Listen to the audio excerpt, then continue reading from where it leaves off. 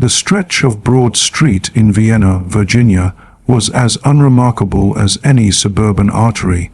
Office buildings stood in neat rows, their glass facades reflecting the midday sun. A strip mall, a car wash, and a Shell gas station punctuated the scene, each blending into the backdrop of a town that prided itself on order and quiet. It was just past noon, the kind of lull where traffic slowed to a trickle and the world felt momentarily paused. Special Agent Malik Rowland pulled his black Ford Fusion into the gas station's lot, the car's plain exterior betraying nothing of the man inside. No tinted windows, no antennas, just a vehicle that could belong to anyone. Malik had spent 11 years with the FBI DC Violent Crimes Division, and he'd learned to move like a shadow, unseen, unremarkable, effective. Today, dressed in a gray hoodie, jeans, and scuffed Nike blazers, he was off duty, or as off duty as someone like him could ever be. His badge was clipped inside his waistband, his Glock tucked under the driver's seat just in case. Malik stepped out, the asphalt warm under his sneakers, and walked into the gas station's convenience store. The bell above the door chimed softly. He grabbed a bottle of water and a protein bar, nodded politely to the cashier, a woman in her 40s with tired eyes and a name tag reading Marcia, and headed back to his car. Nothing about the moment stood out. He slid into the driver's seat, left the door open for the breeze, and leaned back, scrolling through a message from his supervisor about an ongoing RICO investigation. His fingers tapped a quick reply, the words precise, professional. Then he noticed the shift in the air. A black and white cruiser rolled into the lot behind him, slow and deliberate. No sirens, just the pulse of red and blue lights. A second cruiser followed, parking tight, one on his driver's side, the other angled at his rear, boxing him in. The lot wasn't even full. Plenty of spaces sat empty, but the positioning felt intentional, like a trap snapping shut. Malik lowered his phone, his eyes flicking to the rear-view mirror. Two officers stepped out, both white, both moving with the kind of purpose that wasn't about asking questions. The first, Officer Colton Rusk, had close, cropped blonde hair and aviator shades that screamed authority. The second, Officer Easton Frey, was taller, wiry, with a flush creeping up his neck like he was already spoiling for a fight. Neither looked curious, they looked ready. Malik stayed still, his posture relaxed but his mind sharp, cataloging details. Their hands near their holsters, the way Rusk's jaw twitched, the absence of a radio call. Rusk approached the open door and gestured sharply, like he was summoning a suspect. "You live around here?" he asked. No greeting, no preamble, just a question laced with accusation. Malik met his gaze, calm as still water. "I'm just on my lunch. Everything all right? Didn't ask what you were doing." Frey cut in, stepping closer. "Asked if you live around here." Malik's eyes flicked to his badge, partially visible at his waistband. He kept his voice even, no edge, no challenge. "I'm a federal agent, FBI. You need to see ID, it's right here." They didn't look, didn't even glance at the badge. Frey scoffed, his lips curling. "Badge or not, you're parked in a suspicious manner. Sitting in a vehicle, texting, watching people." Malik blinked, the absurdity of it almost pulling a laugh from him. "It's a gas station." "Step out of the car," Frey said, his tone flat, like the decision was already made. Malik didn't move. "You sure you want to go that route? I'm telling you again, I'm a federal agent. Check with dispatch. My name's Malik Rowland, badge number 537. Row." They didn't check. No radio crackled, no verification was sought. Instead, Rusk stepped closer, his hand hovering over the door handle. "You can either step out or we pull you out. Choice is yours." Malik exhaled through his nose, slow and controlled. His hand drifted to his phone, one subtle press dialing a number he rarely used. They didn't notice. Frey leaned in, his voice sharper now. "Last warning." Malik leaned forward slightly, his tone still measured. "You're escalating something you don't understand. I'm not resisting. I'm not a suspect. I'm not even armed right now, but I have rights and a badge that outranks yours." Rusk's face tightened, like he'd heard a challenge he couldn't let slide. He reached for the door handle, now locked, and tugged. Across the lot, a teenage girl with braided hair and a backpack had her phone out, recording. A man in a Toyota SUV leaned out his window, his voice carrying. "Hey, he's FBI. You all sure you want to do this?" Frey shot a glare at the bystander. "Stay out of it." Malik's phone connected. 3 rings, then a voice. "Rowland, you all right? Gas station on Broad." Malik said, his voice steady. "2 locals pressing me. They're not listening. Might want to roll a unit." Rusk yanked at the handle again, harder now. "You're interfering with an investigation." Malik's eyes didn't waver. "What are you investigating exactly?" No answer. Just tension, thick and heavy, coiling tighter with every second.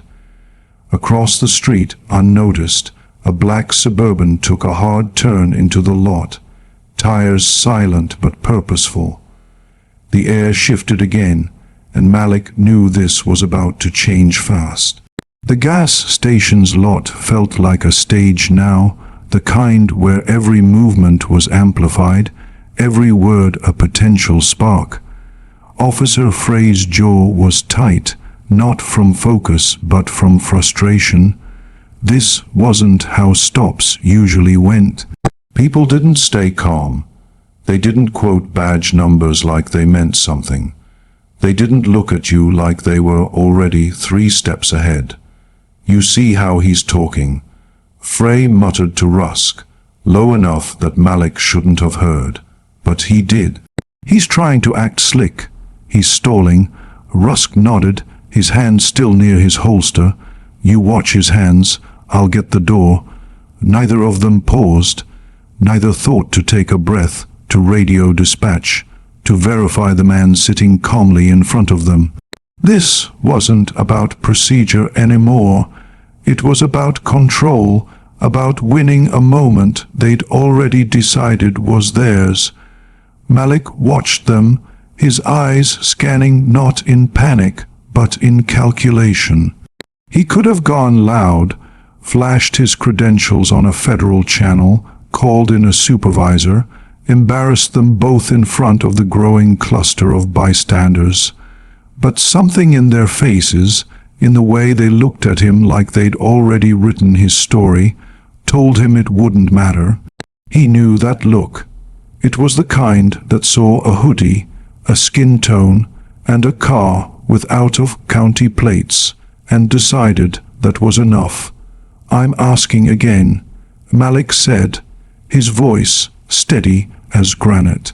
"Please call your supervisor. There's no threat here. I'm not obstructing anything. I'm not armed. I've identified myself." "You think saying FBI gets you a free pass?" Rusk snapped. "I think it gets me treated like a human being who followed protocol."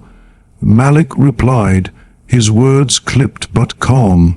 Behind them, the teenage girl Jasmine Boyd, though Malik didn't know her name yet, stepped closer, her phone still recording. Her hands shook slightly, but her voice was clear. He showed them his badge already. I saw it.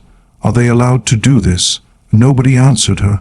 Frey's hand moved to the latch on his baton, a subtle motion, but one Malik clocked immediately. Rusk leaned in closer, his jaw clenched, his body language screaming that he was done talking. Malik knew the script too well. One wrong move, one twitch, and this wasn't just a stop anymore. It was a headline, a statistic, a tragedy. "Just for the record," Malik said, his voice deliberate, loud enough for the phone to catch. "I'm being threatened despite identifying myself. I'm cooperating. I've asked for a supervisor. I've made no movements." He looked at Jasmine. "Can you keep that rolling, please?" Frey's patience snapped. "Out, now." He reached through the half-open window, fumbling for the lock. Malik pulled back slightly, just out of reach.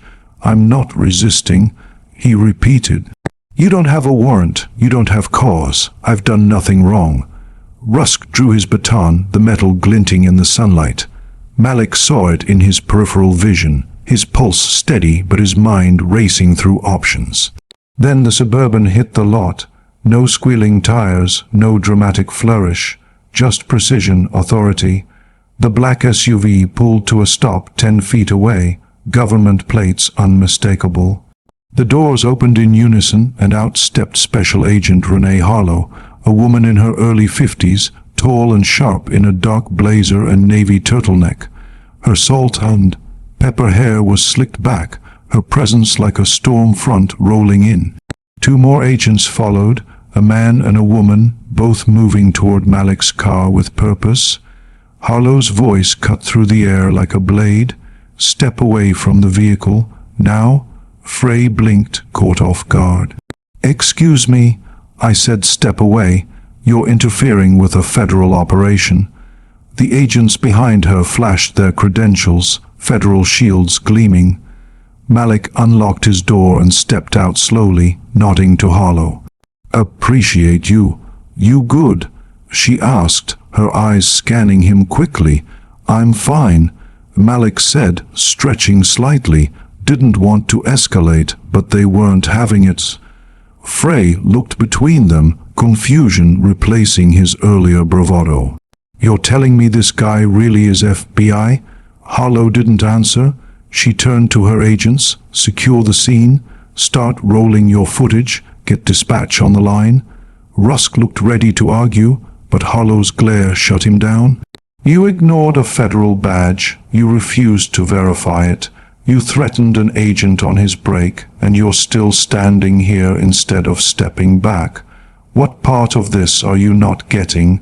Jasmine, still filming, spoke up again. "I got all of it. From when he said he was FBI to when they tried to force him out. I got the whole thing." Malik gave her a small nod. "Thank you."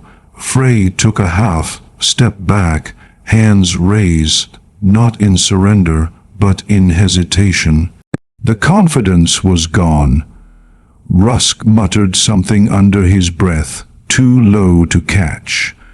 Across the lot, more bystanders had gathered, phones out, eyes locked on the scene.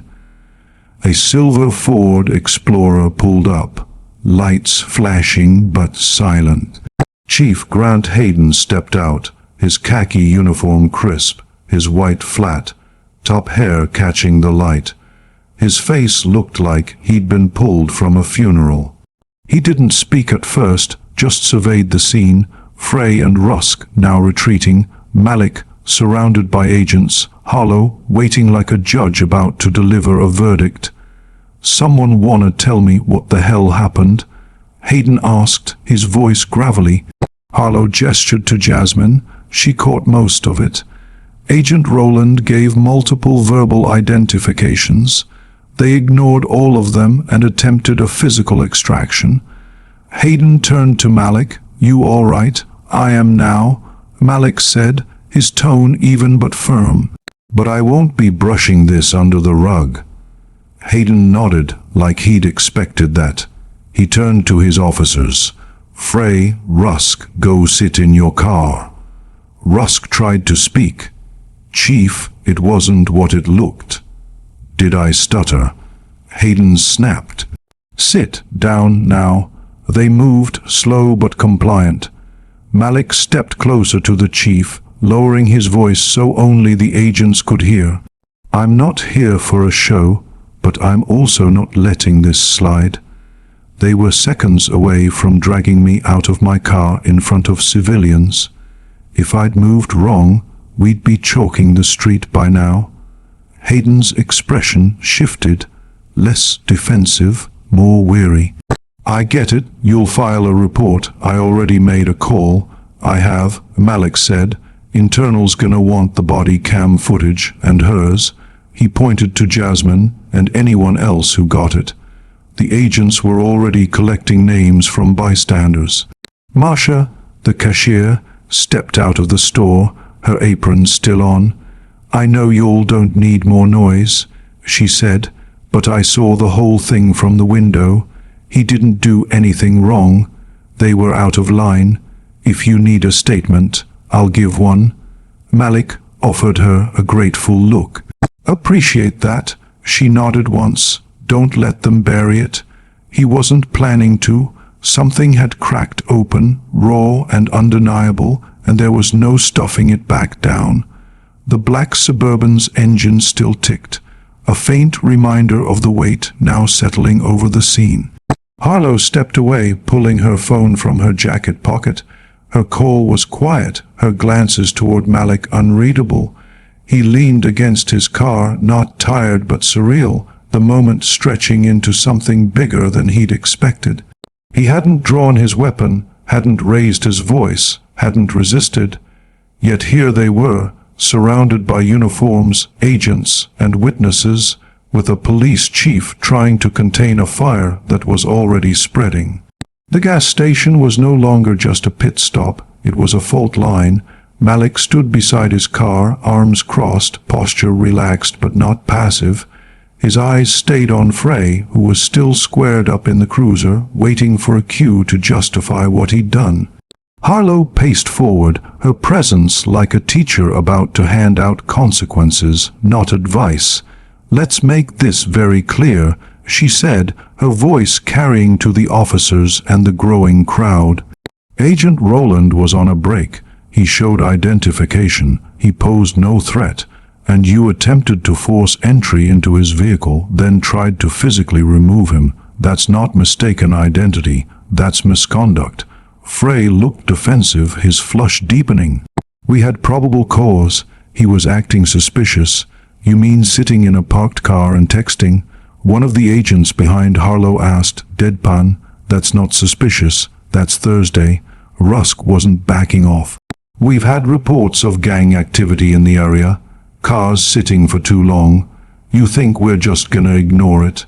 Malik stepped in, his voice low but sharp, cutting through the noise. You didn't approach me because of a gang report. You saw a black man in a hoodie in a decent neighborhood and decided you had something. You didn't ask, you assumed. The words hit like a blade, not because they were loud, but because they were true. Rusk's eyes narrowed, but he didn't respond. Malik didn't stop. I've arrested men in this state with 20. Count indictments. I've walked through trap houses at 2 a.m. with nothing but a vest and a partner, and I've never been treated with less respect than I was standing right here, in front of a gas station, holding a granola bar. The silence stretched, heavy and uncomfortable. Then a new voice broke it. Chief Hayden, now standing closer, his hands on his hips. I'm not defending what happened, he said, but we need to handle this carefully. This could get out of control fast. It's already out of control. Malik replied, his tone steady but unyielding. You've got 2 officers who ignored a federal badge, threatened me, and tried to pull me out of my car. That's not a mistake, that's a choice. Harlow nodded, her eyes never leaving the chief. We're backing Agent Rowland's report fully, and we'll be opening a parallel review of your department's practices. This isn't isolated. The crowd was growing, phones still out, capturing every angle. Jasmine, still filming, stood firm despite her nervous hands. A young father with his kids in a booster seat watched from his car. An older couple held hands, their expressions uncertain but attentive. The air felt tighter. like it was pressing in on itself. Then another vehicle arrived, a second black SUV, this one with a woman in a charcoal pantsuit stepping out. Supervisory Special Agent Yvonne Trask, her DOJ lapel pin glinting in the sun. She didn't need to flash credentials, her presence screamed authority. She walked past the crowd, past Hayden, and straight to Harlow. "What's the temperature?" she asked, her voice low but firm, public but stable. Harlow replied, handing her the witness statements. "We've got camera footage, full ID confirmation, and both officers on standby." Rowland's calm but not backing down. "And he shouldn't," Trask said, flipping through the clipboard. She turned to Malik. "You're Rowland?" "Yes, ma'am," he said, meeting her gaze. "I'm not asking for special treatment." He added, "I want this handled like we'd handle it for a civilian. Thorough, transparent, real." Trask nodded. "You'll get all three." She turned to the officers, still in their cruiser, watching with visible discomfort. Rusk looked like he might be sick. Frey just stared at the dash, silent. Malik glanced their way. "You know what bothers me," he said to Trask. "They didn't care who I was. I could have been anyone. An off-duty officer, a paramedic, a lawyer, a father picking up snacks for his kid. It didn't matter. They saw a hoodie, a skin tone, and a car with out-of-county plates." "You think they'll admit that?" Trask asked. Malik gave a bitter half-smile. "They won't have to. That body cam footage will say it for them." A new voice joined the circle. Detective Brian Wessler, a local investigator, approached with a tablet, the red REC icon blinking. "I got access to Officer Frey's body cam," he said. "Permission to show." Trask nodded. Wessler tapped the screen and the footage played, grainy but clear. There was Malik sitting calmly, showing his badge, giving his name and number. Every warning, every calm response, every ignored protocol. The attempt to open the door, the threat, the baton. 5 minutes that felt like an eternity. When it ended, nobody spoke. Wessler broke the silence. "This isn't just about aggressive policing. It's about refusing to listen. That's what scares me." Trask took a breath. "We'll need to secure this footage on a federal chain. No leaks, no edits. We submit a clean report to DOJ Civil Rights Division. I'll handle the call myself." She turned to Malik. "Are you ready for this to get bigger?" He didn't hesitate. "It already is." The Vienna Police Department's back office was a sterile box.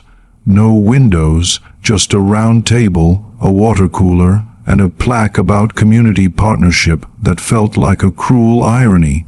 Malik sat across from Chief Hayden, flanked by Harlow and Trask. A DOJ civilian liaison scribbled notes in the corner. The town attorney sat with his arms crossed, his face tight. Officers Frey and Rusk were there too, their badges still pinned but their confidence drained, like kids caught breaking a window they couldn't fix. Trask opened a folder and placed it on the table. 3 witness statements, 2 body cam downloads, screenshots from social media, and Harlow's timeline. "No theories," she said, "just facts." Hayden read Jasmine's statement, his jaw tightening. Malik leaned forward. "I don't want a show trial. I don't want a press stunt. I want accountability." Frey's voice cracked as he spoke for the first time. "We didn't know who you were. You didn't ask." Malik shot back. "I told you twice. I gave my badge number. You heard it. You ignored it. We've had calls in that area," Rusk said, defensive. "Crime spikes. And that justifies forcing your way into a vehicle without cause." Harlow asked, her tone sharp. "Where was your radio call?" your verbal command protocol, your check-in with dispatch. They didn't answer. The DOJ liaison looked up. What made you decide to bypass confirmation of Agent Rowland's identity? Rusk hesitated, his eyes darting. He wasn't dressed like an agent. Malik stared at him steady. And what exactly does an agent look like? No answer. Malik continued, his voice low but piercing. You thought I was suspicious because I was wearing a hoodie, sitting in my car with out-of-county plates. That's not police work. That's profiling. Hayden sighed, rubbing his forehead. I'm not going to defend poor judgment, but we need to handle this carefully. Public reaction is already boiling. Carefully means honestly, Trask said. You've got two officers who disregarded warnings, ignored protocol, and escalated something that should have never started. This isn't a gray area. The town attorney cleared his throat. If this gets out uncontrolled, it'll damage the department's reputation. Maybe the department needs to look at why it's so fragile. Malik said, his words landing like stones. You're angry? Hayden said. I'm not angry. Malik corrected. I'm disappointed. I've got 20 years of knowing better, and that still didn't stop that button from getting pulled. Frey shifted in his chair. We were just trying to keep the area safe. You were trying to stay in control, Hollow said, and you lost it the moment you stopped listening. Malik pushed the folder toward Hayden. I want an apology. Public, no spin. And I want disciplinary action that matches the violations. Not suspension with pay, not retraining. Real accountability. Trask nodded. And we'll be making a referral to the Civil Rights Division, not just for this case, but for a full review of your department's stop-hand search practices. This isn't isolated. Hayden looked like he'd swallowed glass. We'll cooperate, he said finally, but I'll need 48 hours before anything public goes out. You've got 24, Trask replied. Malik stood, his voice calm but resolute. I don't need anyone fired, that's not the point. But if we don't name what happened, it's gonna happen again. Next time, maybe someone doesn't walk away. He left the room first, the others trailing behind. Outside, reporters were already gathering, their cameras hungry for a soundbite. Agent Cam Dyers, a stocky agent with a Boston accent, was organizing interference. Malik didn't stop to speak. He just looked up at the sky, his fists still clenched, the weight of the moment settling deeper. This wasn't just his story anymore, it had grown legs and it was running. The Vienna Police Department's parking lot was a hive of quiet chaos. News vans lined the curb, their satellite dishes angled like vultures waiting for scraps. Reporters milled about, clutching microphones and notepads, their eyes darting toward the precinct's glass doors. Malik Rowland stepped out into the late afternoon sun, his gray hoodie still zipped, his posture steady but not performative. He didn't glance at the cameras, didn't acknowledge the murmured questions that followed him like a swarm. Agent Renee Hollow flanked him on one side, Supervisory Special Agent Yvonne Trask on the other, their presence a silent buffer against the growing crowd. Agent Cam Dyers, clipboard in hand, was already directing a few junior agents to keep the press at a distance. Malik's Ford Fusion sat at the far end of the lot, unassuming as ever, but now it felt like a relic of a moment that had changed everything. Malik's fists unclenched as he walked, but the tension in his shoulders didn't ease. He could feel the weight of eyes, not just the reporters, but the bystanders from the gas station who'd lingered, the locals who'd heard the story through whispers and social media. Jasmine Boyd's video had already hit the local news feeds, the clip of Officer Frey's voice, badge or not, "You're suspicious," looping endlessly online. Malik had seen this kind of spark before in cases he'd worked. in communities he'd served. A single moment, caught on camera, could ignite a fire that no press release could extinguish. But this time, he wasn't just an agent analyzing the fallout. He was the spark. Trask's voice cut through his thoughts, low and deliberate. Public Affairs wants a statement by sundown. Channel 9's already got your name from that 60 Minutes piece on the Trenton bust. This is going national, Rowland. Malik didn't flinch. Good, he said, his tone flat but resolute. Let it. Harlow glanced at him, her sharp eyes softening for a fraction of a second. You okay? I'm not angry, Malik said, echoing his earlier words to her at the gas station. Not in the way you think. I'm just tired. Every time I think the badge will speak first, it's always the hoodie they see. She didn't argue. I know, she said simply. You did everything right. He nodded once, his gaze drifting to the crowd. A young father stood by his car, his kids still in their booster seats, watching silently. An older couple, maybe in their 60s, held hands, their faces etched with something between concern and resolve. And Jasmine, the teenager who'd filmed it all, stood near the precinct's entrance, her phone still in hand, but no longer recording. She met Malik's eyes and gave a small nod, like they shared a secret now. He returned it, subtle but enough. Jasmine, Malik called gently, stepping toward her. What's your name, full? Jasmine Boyd. She said, a little why, died but steady. You mind hanging on to that video? Someone from our team will reach out later today. She nodded, her braids swaying slightly. Yeah, sure, I'll send it. I already tagged Channel 5's reporter on Twitter. They messaged me. Malik's lips twitched, not quite a smile. Of course they did. In an era where news didn't break but leaked, streamed, and trended, Jasmine's video was already a living thing, spreading across platforms faster than any department could contain. Malik knew the cycle. A clip goes viral, hashtags form, opinions harden, and the truth gets buried under noise. But this time the truth was clear, captured in grainy footage and backed by witnesses. He wasn't worried about the narrative slipping away. He was worried about what came next. Chief Grant Hayden emerged from the precinct, his khaki uniform rumpled now, his flat, top hair catching the fading light. He approached Malik, his hands on his hips, his voice quieter than it had been inside.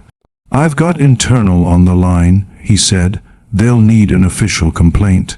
I'll file it, Malik replied, but I want something in writing from your office by end of day.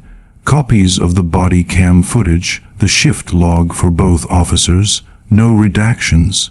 Hayden didn't like it, but he didn't argue. You'll have it. Good, Malik said, because I'm not letting this slide. Hayden's eyes flicked to Harlow, as if hoping for a buffer, but she offered none. We're backing his report fully, she said, and we'll be opening a parallel review. Your department's stop hand search practices are under scrutiny now, Chief. This wasn't a one-off. Hayden nodded, his jaw tight.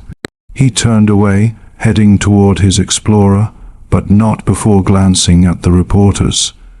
They were already shouting questions, their voices overlapping. Chief Hayden, is this a case of racial profiling? Will the officers be fired? Is the department cooperating with the DOJ? Malik didn't wait for the answers. He climbed into his car, Harlow and Trask lingering nearby. As he shut the door, Cam Dyers approached, his Boston accent thick. Got 5 witness accounts already, he said, handing Harlow a clipboard. 2 saw the officers confront him, 1 heard him ID himself. The girl's footage covers the whole exchange. Harlow flipped through the statements, then gave Malik a look. You want to step back, let us handle this. Malik shook his head. No, I want to stay in it. If I'd been anyone else, someone without a badge, this ends way worse. She didn't disagree. Jasmine, standing nearby, spoke up, her voice hesitant but clear. I don't mean to interrupt, but I've never seen someone that calm in a situation like that. You didn't yell, you didn't even look scared. Malik turned to her, his expression softening. I was scared, he said. I just couldn't afford to show it. The words landed like a stone in still water, rippling outward. Jasmine's eyes widened slightly, and even Harlow paused, her clipboard lowering.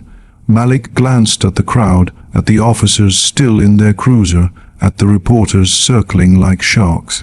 There's a difference between compliance and surrender, he said, more to himself than anyone else. I gave them the first, they wanted the second. By the time the second black SUV arrived, the gas station wasn't just a scene, it was a message. The vehicle pulled up with the same precision as the first, its tinted windows reflecting the crowd. A woman stepped out, her charcoal pantsuit crisp, a DOJ lapel pin catching the light. Supervisory Special Agent Yvonne Trask was a name known in the Bureau for resolving conflicts without media fallout and for having zero patience for incompetence. She didn't pause to survey the crowd or acknowledge the reporters. She walked straight to Harlow, her voice low. What's the temperature? Public but stable, Harlow said, handing over the witness statements. We've got camera footage, full ID confirmation, and both officers on standby. Rowland's calm but not backing down. And he shouldn't, Trask said, her eyes scanning the clipboard. She turned to Malik. You're Rowland? Yes, ma'am, he said, meeting her gaze. I'm not asking for special treatment, he added. I want this handled like we'd handle it for a civilian, thorough, transparent, real. Trask nodded, her expression unreadable but firm. You'll get all three. She turned to the cruiser where Frey and Rusk sat, their discomfort palpable. Rusk looked like he might be sick. Frey just stared at the dashboard, silent. Malik followed her gaze. You know what bothers me, he said. They didn't care who I was. I could have been anyone. An off-duty officer, a paramedic, a lawyer, a father picking up snacks for his kid. It didn't matter. They saw a hoodie, a skin tone, and a car with out-of-county plates. You think they'll admit that? Trask asked. Malik gave a bitter half-smile. They won't have to. That body cam footage will say it for them. Detective Brian Wessler approached, his tablet glowing with the red REC icon. I got access to Officer Frey's body cam, he said. Permission to show. Trask nodded. The footage played, grainy but unmistakable. Malik, calm in his car, showing his badge, giving his name and number. Every warning, every ignored protocol. The attempt to open the door, the baton drawn. 5 minutes that felt like a lifetime. When it ended, nobody spoke. Wessler broke the silence. This isn't just about aggressive policing. It's about refusing to listen. That's what scares me. Trask took a breath. We'll secure this footage on a federal chain. No leaks, no edits. We submit a clean report to DOJ Civil Rights Division. I'll handle the call myself. She turned to Malik. Are you ready for this to get bigger? It already is, he said. Diaz returned with an update. Public Affairs from DC wants a statement in 2 hours. Local press is camping outside the precinct. Channel 9 just called you by name, Rowland. Someone in the crowd recognized you from the 60 Minutes segment. Malik shrugged, a hint of dry humor breaking through. Guess I'm trending now. It wasn't a joke, but it eased the knot in his chest for a moment. Trask placed a hand on his shoulder. We'll handle the internal, you handle the truth. If you want to speak, we'll back you." He nodded. "I'll talk, but not for the headlines, for the kids watching who don't have badges, for the ones who wouldn't have made it past the first 30 seconds. Speaking meant lifting the lid, and Malik knew that once it was off, you couldn't control what came out. The confrontation was already defining careers, shaking departments, and shifting public trust in ways no one was prepared for. That night, the community center off Cedar Lane was packed. Every folding chair was taken, and people stood against the back wall, arms crossed or pacing restlessly. News vans lined the sidewalk outside, their lights casting harsh shadows.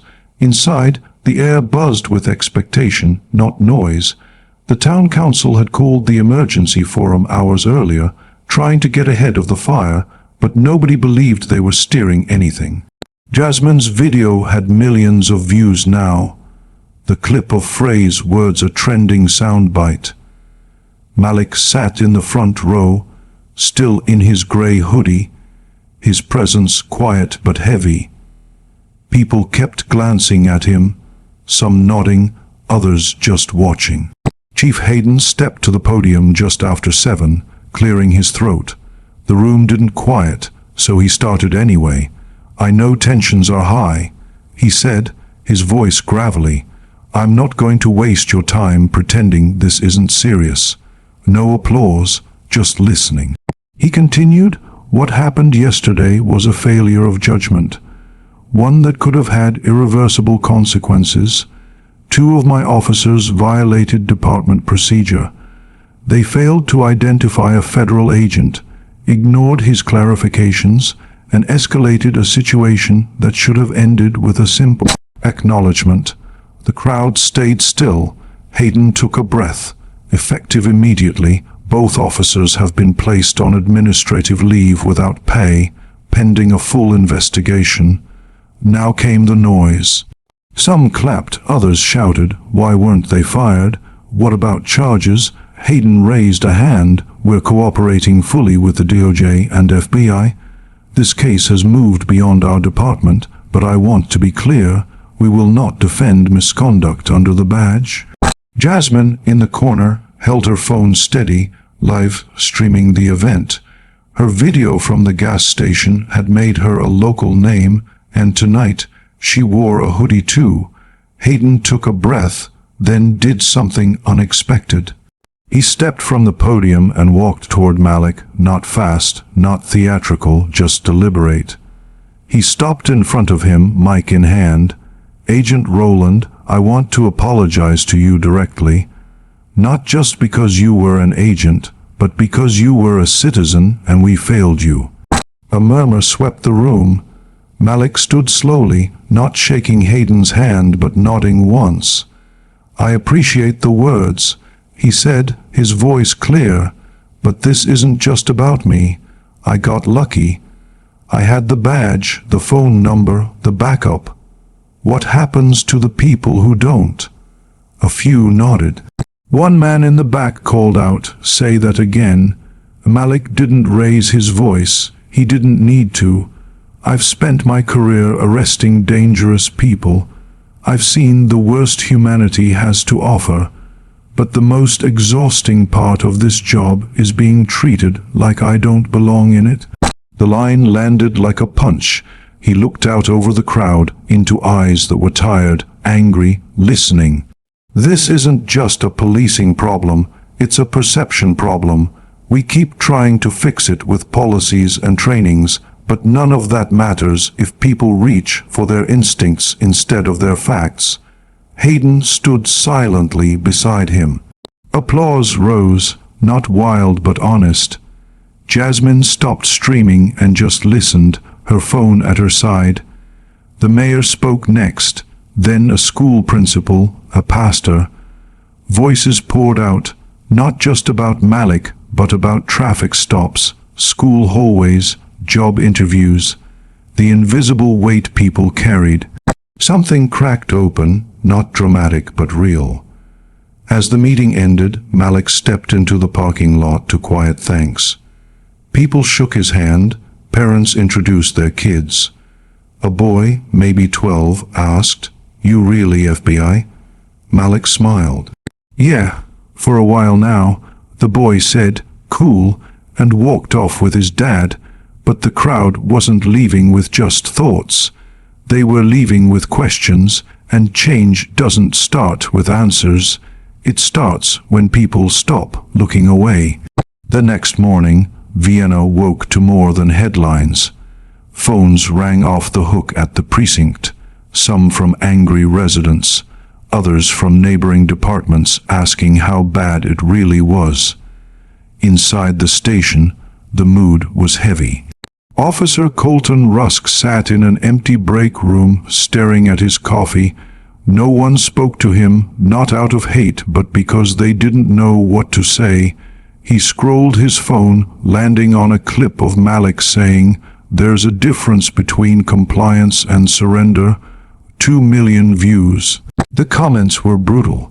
Across the building, Officer Frey sat with internal affairs, looking worn out, less angry now, more like someone who'd lost something. "Do you believe your actions reflect proper use of judgment?" the investigator asked. Frey didn't answer right away. Finally, he muttered no. It wasn't much, but it was honest. At the local high school, a history teacher played Jasmine's clip for her juniors, then opened the floor. "What do you think would have happened if he wasn't an agent?" she asked. A kid raised his hand. "He'd be in jail." Another chimed in, "Or worse." A girl in the back spoke up, voice shaky. "It's weird. I drive past that gas station all the time. I thought that stuff happened in bigger cities, not here." In D.C., DOJ attorney Leanne Cabrera sat at a borrowed desk in the FBI regional office, a stack of reports before her. She glanced at Malik's file, a photo of him clipped to the top. "Guy's got 2 commendations," she said to no one, "and this is what he gets on a lunch break." Back in Vienna, Malik sat across from a public affairs coordinator, reviewing a press statement. He pushed the screen away. "I'll speak for myself. No scripts." "You sure?" the coordinator asked. "Yeah," Malik said. "If I'm not honest, there's no point."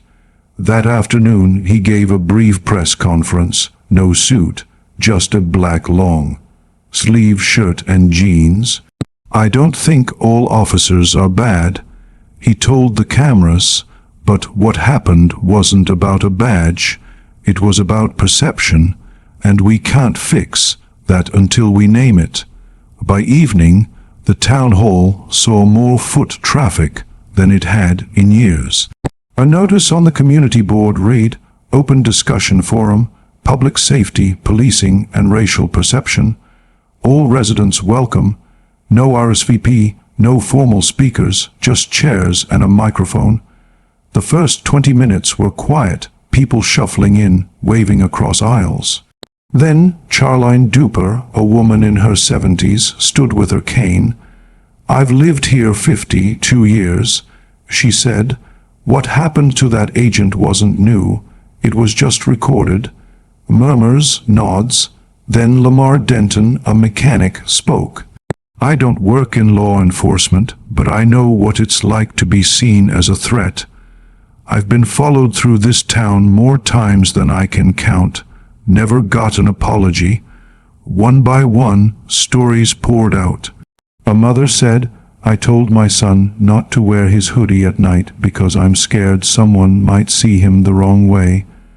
A retired officer, Joe Mathers, added, "Bias doesn't always come from hate. Sometimes it's habits we were never forced to question. That's not an excuse, it's a problem." The room shifted. No yelling, just truth. Malik had slipped in, sitting against the side wall. Someone pointed him out, and the crowd turned, respectful. He walked to the mic, slow and deliberate. "I'm not here to make this about me," he said. "It's bigger than one stop or 2 officers.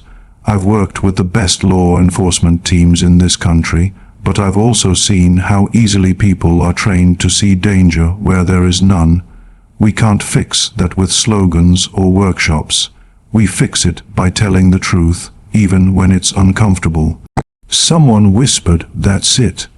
Malik continued, "What happened to me wasn't the worst thing.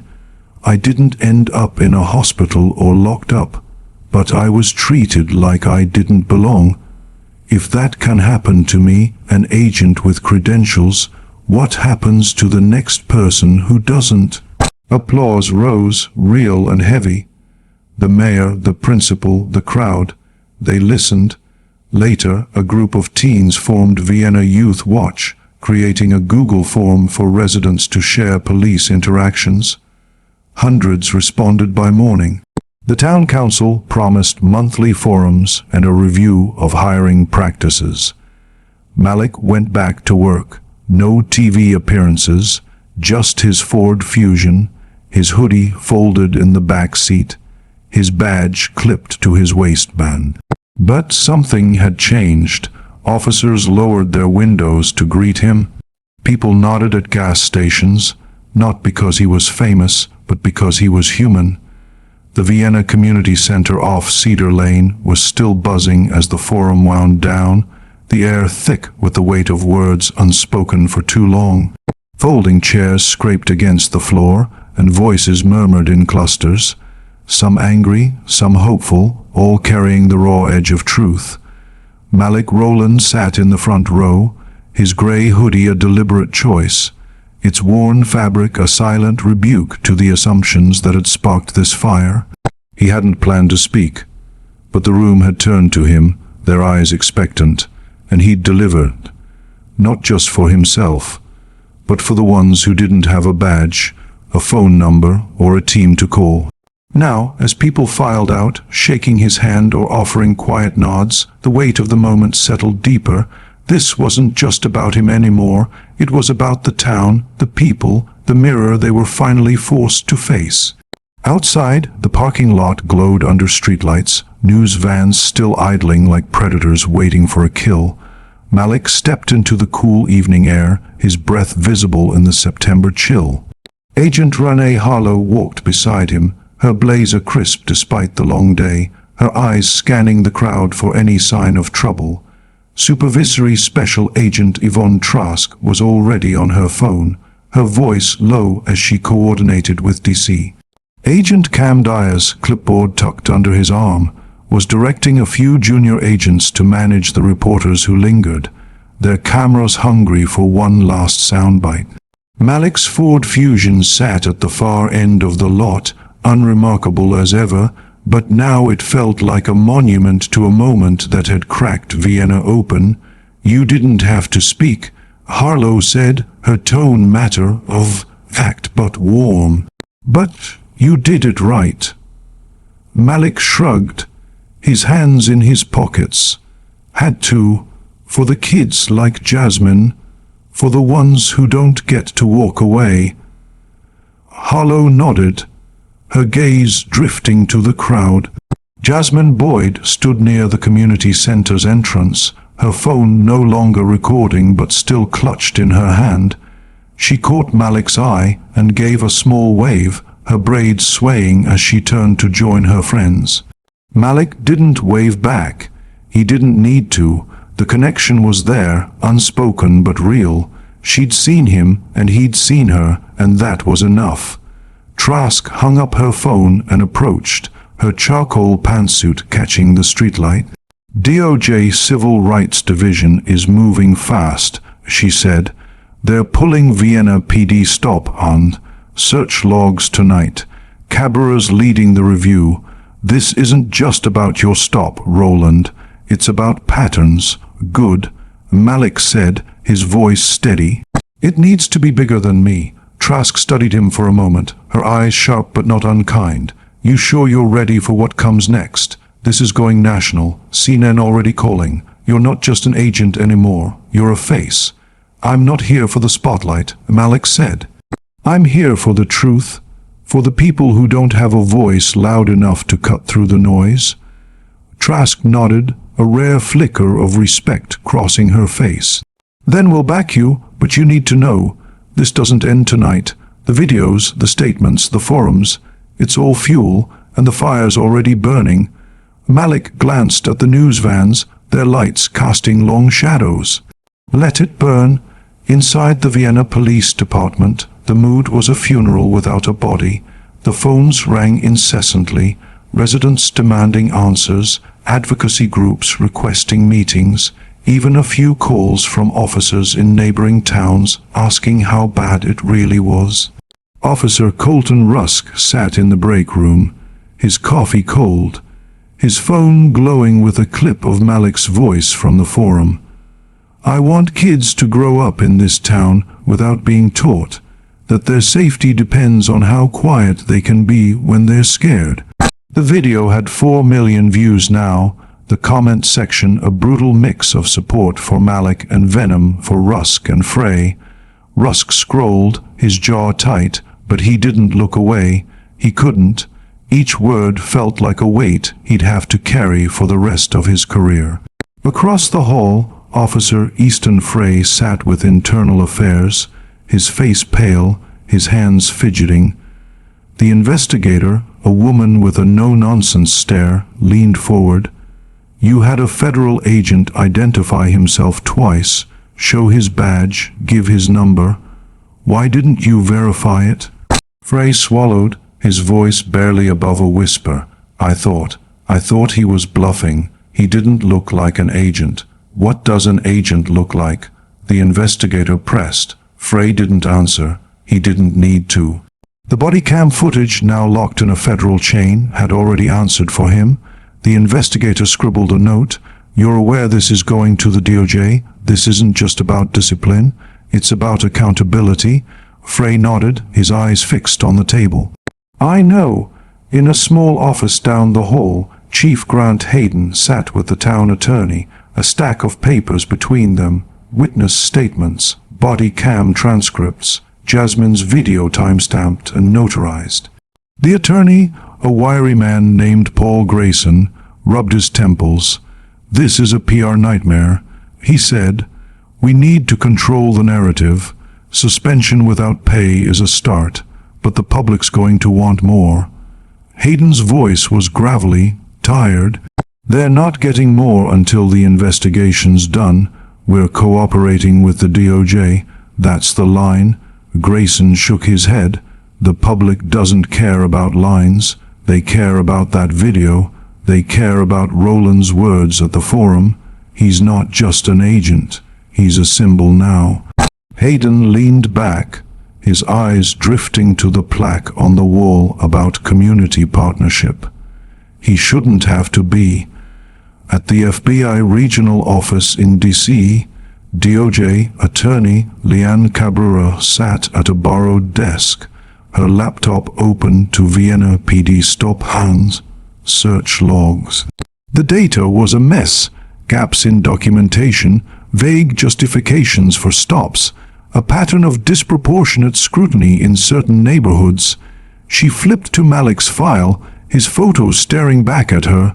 2 commendations, 11 years of service, a career built on taking down the worst of the worst. And this is what he gets on a lunch break, she muttered, jotting a note for the Civil Rights Division. This wasn't just about one stop. It was about a department that had let habits fester, about a town that had looked the other way too long. She dialed Trask. Cabrera, she said when the call connected. The logs are a goldmine of bad practices.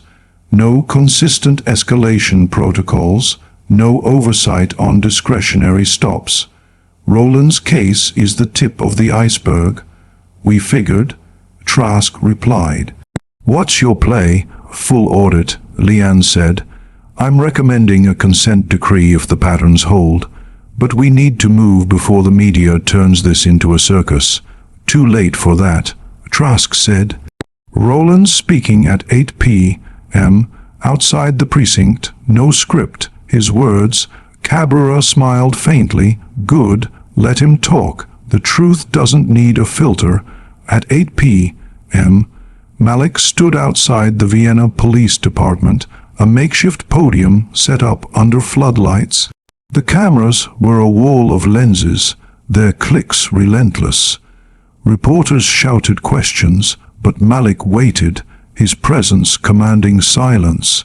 He wore a black long-sleeve shirt, jeans, and the same comm that had carried him through the gas station.